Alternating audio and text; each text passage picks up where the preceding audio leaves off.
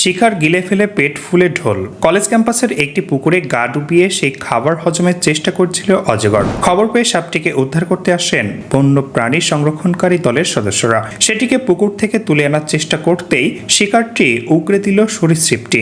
সেই ভিডিও প্রকাশ এসেছে সম্প্রতি। ভাইরাল হয়েছে ভিডিওটি। সংবাদ প্রতিবেদনে বলা হয়েছে, ঘটনাটি ঘটেছে দিল্লির ইন্দিরা গান্ধী রাষ্ট্রীয় মুক্ত বিশ্ববিদ্যালয় বা ইগনুর ক্যাম্পাসের মধ্যে।